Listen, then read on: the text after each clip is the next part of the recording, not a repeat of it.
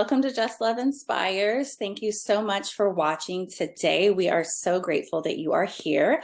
I am very excited to have my friend Karen here with us today, and we are going to talk about a really important aspect of our lives, which is mental health. You guys know that I'm a big proponent of taking care of our mental health and our emotional well-being, and so we're going to dig into Karen's story a little bit, and she's going to share a little bit about her own journey, and we hope that it is a blessing to you today. If you haven't yet, please subscribe to the channel and click the notification bell so that every time there's a new video, you can be aware and jump on and watch. And also, if you feel like this would be a blessing to someone else, please share the video. All right, Karen, thank you so much for being here. I'm so grateful that you're so welcome. I'm so grateful that you wanted to share your story with us today. So I just kind of want to start a little bit by you sharing kind of how this journey started for you, and you know, what that felt like when it began. So maybe let's start there with that. Yeah, of course. So I have not struggled with depression my whole life. That's something that started in my 20s. I didn't even struggle with anxiety before that. I would hear about it, but I never really struggled with it myself. I mean, I struggled with stress and things like that, but never really with anxiety attacks or anything like that.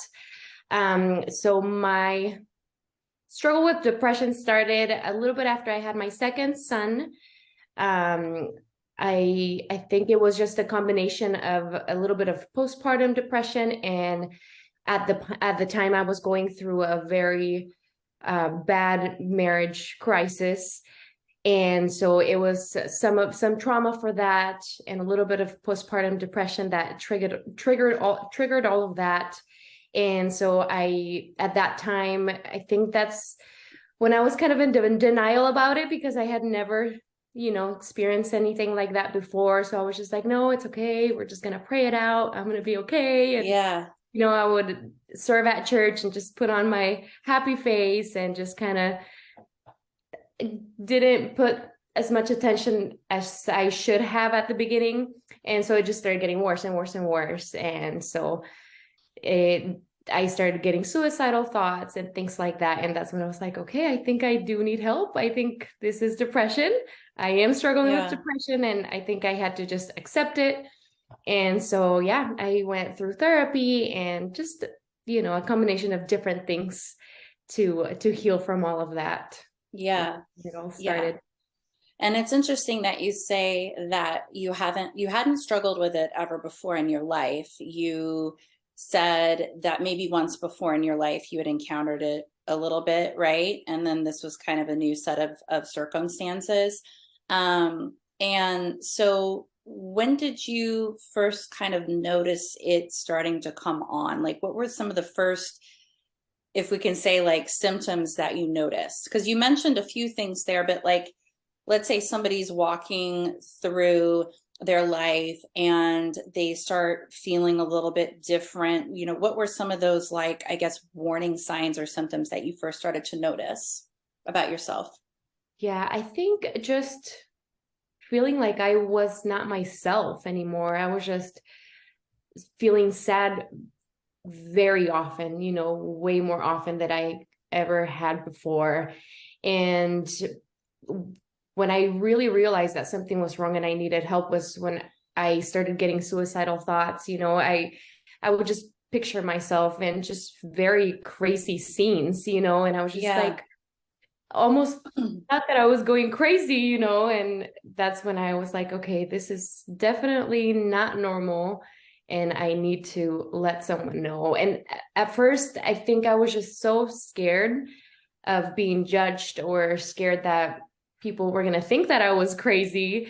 I had so much shame in sharing what I was thinking, and back then I was very much involved in church and I was serving, and I think a part of me just wanted to hide that part in my life because I wanted to just help others and focus on serving church and, just putting on this mask at church. And then I would just home and I'd be like super drained from putting that whole mask, that whole act. Like, I'm so happy. I would just Yeah. go home drained, so tired. Like I had just exercised so much, and just feeling empty. Yeah, I think that's Mm, how I would describe it. Just a feeling of emptiness and just loneliness. yeah.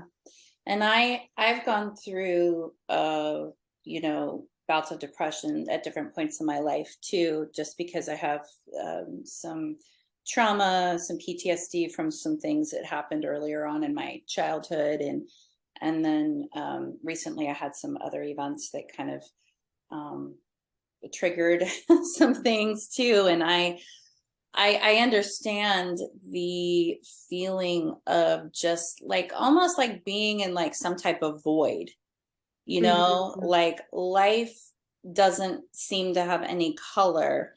It doesn't seem to have any taste, if that makes sense. Like the things that once gave you joy, there's no like extracting any joy out of it anymore.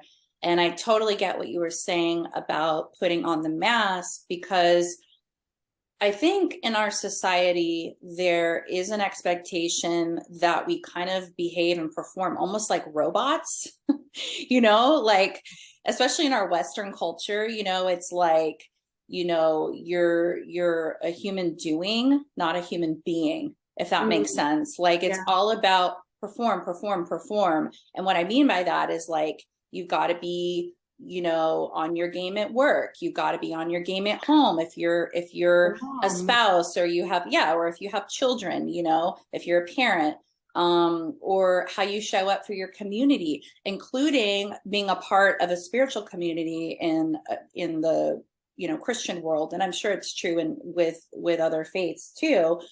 But especially when we as Christians understand that we carry something that is so special, which is the revelation of who God truly is in Jesus, and because we have that, it's the most precious, most beautiful, life-changing revelation. But because we have that, you would think, oh, that means that I should have joy all the time. I should have peace all of the time. I should always be at rest. I shouldn't be worried. But, unfortunately, we have this thing called emotions, and we live inside of this body. So this side of heaven, we are having an experience where we are living in this broken world, where things are swirling around us all the time and impacting the experience that we're having. And that's true for everybody, whether we've acknowledged the truth of who God is or not in our lives. And so I think it is especially difficult when you are serving, to feel kind of a sense of like, and I don't want to project this on you, but I've felt this, a sense of almost like guilt, like, why do I feel like this? I have everything. I have the Lord in my life. I'm a part of this beautiful community. I have support, I think. I have all of these tools. I have God's word at my disposal. And so it takes time to, I think, kind of reorient almost your expectations about what all that's supposed to look like, to get in touch with what's really happening inside of your body and your mind, because you're having a real tangible experience based on some type of impact. Like you said, you had a child, your second child, and you were dealing with postpartum, plus you had a situation in your marriage relationship. And so those are real realities that we deal with in life. And because we have a soul, our mind, our body, our emotions, and our body having this experience, things aren't going to automatically be great. Sometimes we got to walk through stuff with God. So I would love to hear a little bit about how God walked you through that process, because again, it's not about the performance and putting on the mask and feeling like you have to be a certain way. Sometimes that's self-imposed, sometimes that does come from pressure from the outside, which I understand both perspectives. But I would love to hear how God started to walk you through this process of healing. Yeah. So at the time, like I said, I was very much involved and I was serving, and I think I was just focusing so much on serving and being there and showing up and Yeah. doing the thing, everything. And I wasn't really focusing on what I needed or being aware of everything, that all the signals that my body was giving me. I Yeah. just put them to the side and no, okay, I've been doing this for so long. Like, I can keep doing this. Carry on with the show must carry on. Yeah.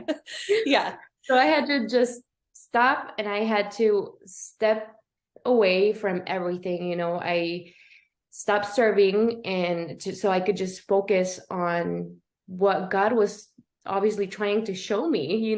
It wasn't where I thought it was. I had to look into my heart and really pay attention to what God was trying to tell me. And so I had to stop being in leadership, and I sought help, from family and friends. And then I started going to a therapist, and it was just a combination of everything. Also being a part of the community, on the other side of leading, as being in leadership, just stepping in and just being a part of the community and surrounding myself with the community instead of worrying about, I have to lead this team, I have to do this and that. Step back and let God do what he needed to do in me. It was like my turn, to just receive.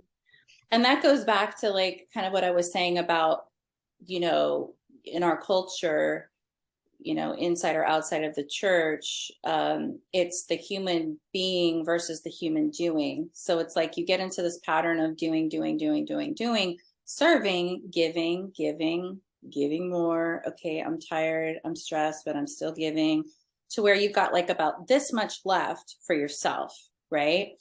And when, like you said, your body was signaling and telling you, okay, I need rest, I need to step back, I need to, really what it is you need to process, right? You need to process things.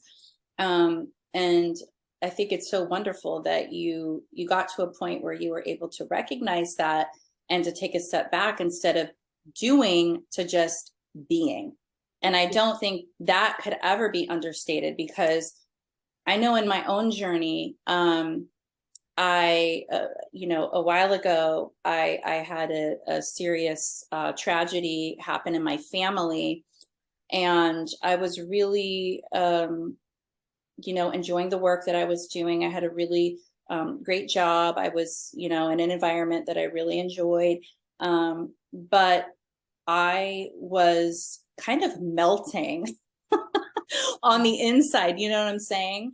I mean, I wasn't falling apart in the sense that like I couldn't function, but it was more of just like, this cork is gonna pop on this champagne bottle, for lack of a better, analogy, if I don't pull back and take care of myself and process what's just happened. I cannot keep shoving it down, because I like to use this analogy. It's like taking, like if you're in a pool, have you ever played like basketball or volleyball in a pool before? Yeah. Yeah. We're from Arizona, so we can give this analogy about being in the pool. But anyway, it's like trying to push it under the water. It's going to pop back up no matter how many times you put in. In fact, the deeper you push it, the more it pops back up. So it's really something that if you're getting warning signals, warning signs, whatever those things may be, fear, anxiety, feeling sad, feeling alone, feeling vapid, feeling disconnected, all of those kind of things, even just nervousness in your own body, like over wanting to eat more, wanting to drink more, wanting to check out and be on social media or consume a lot of TV or other types of media, or go shopping, or whatever it is, we're like reaching for all these things to try to comfort us, when really it's our nervous system telling us, I need to process what's happening because I'm dysregulated right now. Now, I'm no therapist, I'm no expert, but trust me when I tell you, I've been through enough in my own journey and read enough in my own journey to know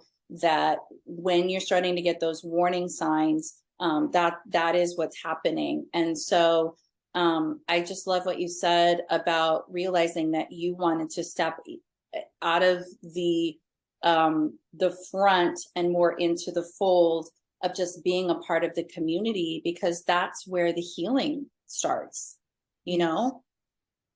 And Yeah. also just getting honest about where you're at. Like, I can totally relate to what you were saying about coming up against that feeling of shame, because again, in our society, it's like, you got to do this, you got to do that, and we all have responsibilities that we have to take care of.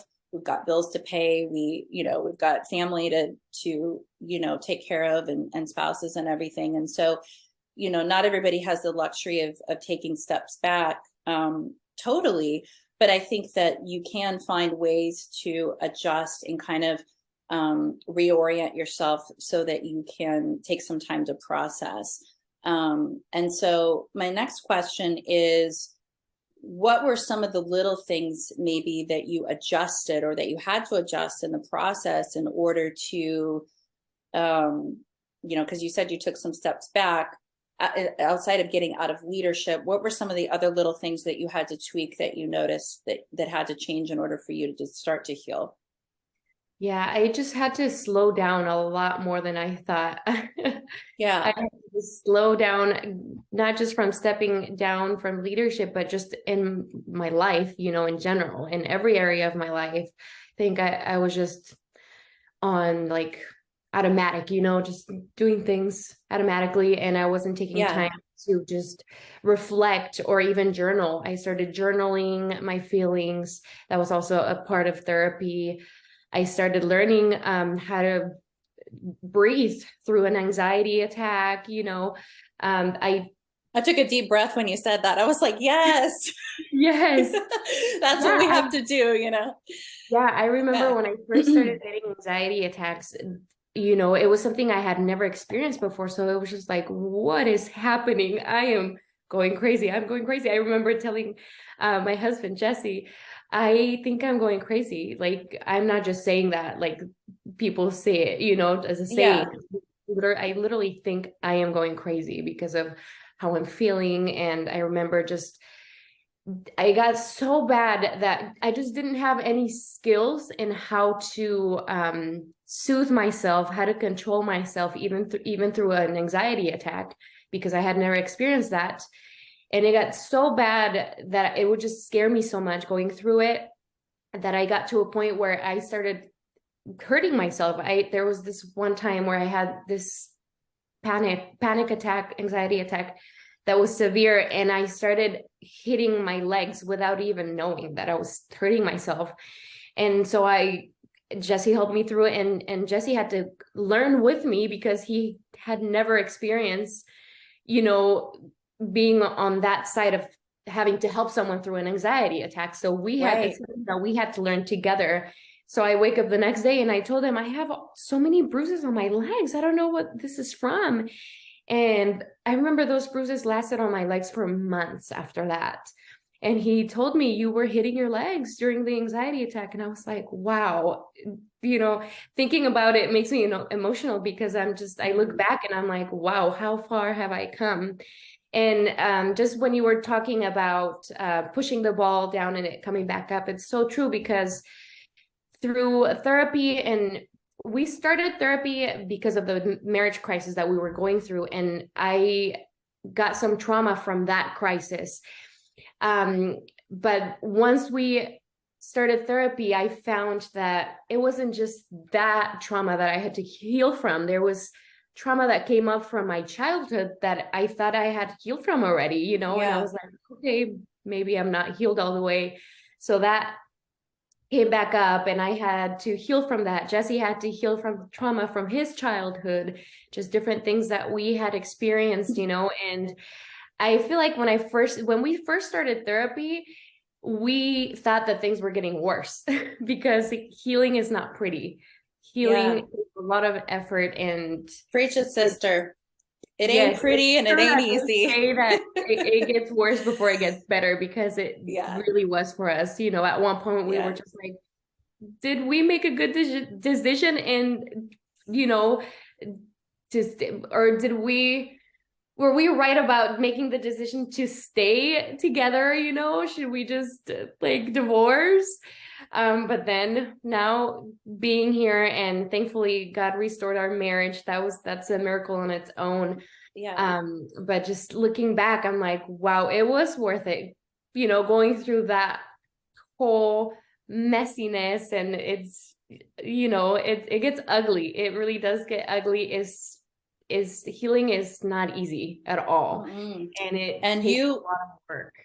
and just to point out too, you had two kiddos too in the Yeah, midst of that. So just that one. adds a different layer of responsibility and pressure and everything too. So I just, I can't even imagine how hard that was.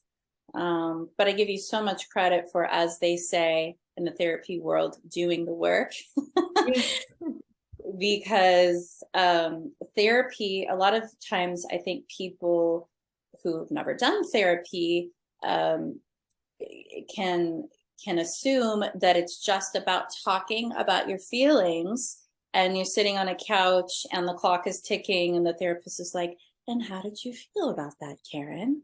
You know, and sure, there is some of that, but really what it is it's addressing um, the most painful, traumatic things that you've ever been through, Yeah. and facing them head on, Mm. not taking them and putting them off to the side anymore. Oh, maybe that'll go away if I ignore it enough. Mm-hmm. Because that's what most people do. And I've done that in my life plenty of times, and there's no shame in that. It's just the reality of human beings, because again, we're trying to do instead of be. And that's what we do to survive. But eventually, I do believe for everybody, there comes a time when it's like, this is going to come up. You have to face what's going on. And so therapy is taking that less traveled road of facing your fears, and really the most tumultuous, difficult times in your life, and also connecting the dots. Because like what you said was, okay, we went there because of what was going on in our marriage, but then we realized after digging through some stuff that the dots were connecting with some things that happened in our childhoods Right.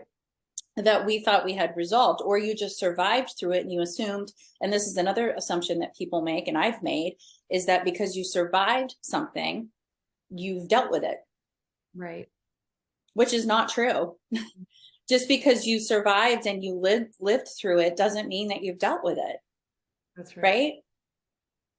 So could you just share a little bit about what your heart would be for somebody who has been through something really hard, and let's say they have been carrying it with them for a while and they're just starting to notice these symptoms pop up? Maybe they're starting to feel the loneliness or the void, as we described earlier, or maybe they're getting a lot more anxiety than they've ever had in their life. Which, by the way, I've experienced that type of anxiety that you're talking about. And a lot of, this is just a total sidebar, but I wanted to say this because I think it's important. People, there's a saying that says mind over matter. Oh, it's mind over matter. I can walk over hot coals. I can, do this. I could, there's all these things in our society that if you can't do something, you're weak.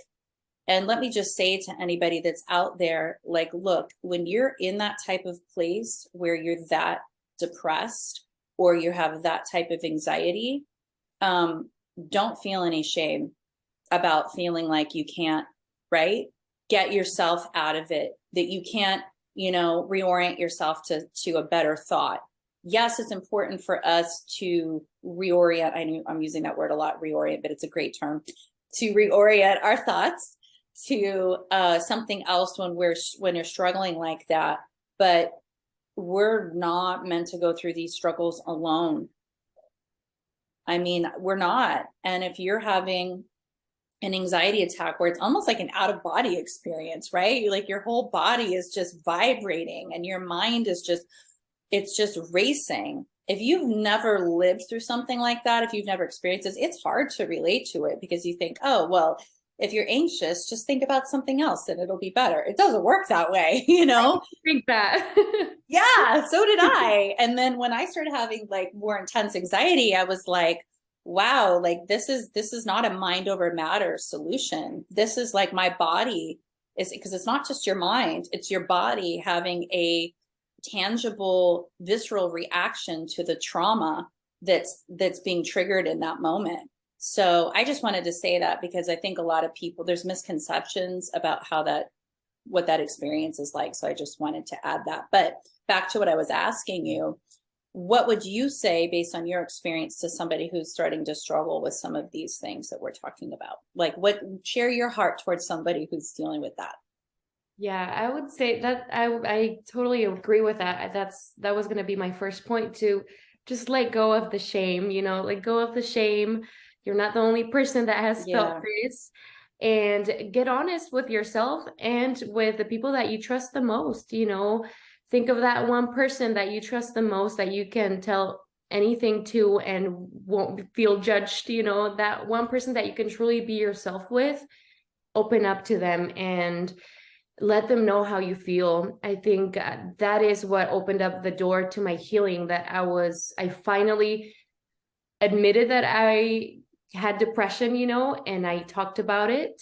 And then I started looking for ways to help myself, and the people around me supported me as well, my friends and family. So I would say just get honest about how you feel, let go of the shame, and just know that there is hope. I know that it feels so hopeless when you're going through all of that and it feels like Yeah. you're never going to get out of it, but there is hope.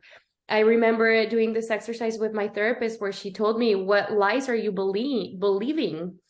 And I would say them, and then she told me, then ask God what he wants to replace those lies with. Love And that. I would receive the revelation, and we would clap that lie out of my mind, and I would just, Mm-hmm. that truth that God was telling me to replace that lie with. And that was something so powerful. I feel Yeah. like I was able to really take my prayer life to the next level, and truly connect with God's heart, and being Yeah. honest with God, and telling him, you know what, this is how I'm feeling Mm. and I need your help. I can't do this alone. And God walked me through. I received so much revelation during that time.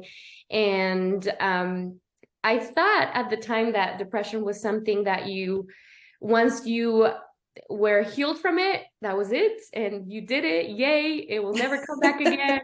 Yeah. And I was so wrong, because 2-3 years after, I had another episode of depression, just the circumstances that I was going through. It happened this last year, just triggered something in my mind that just brought me back to that place. And I just started seeing myself go down. And the good thing is that I had already learned the skills to really know the signs that my body was giving Yeah. me. And I took action, and I started talking about it right away.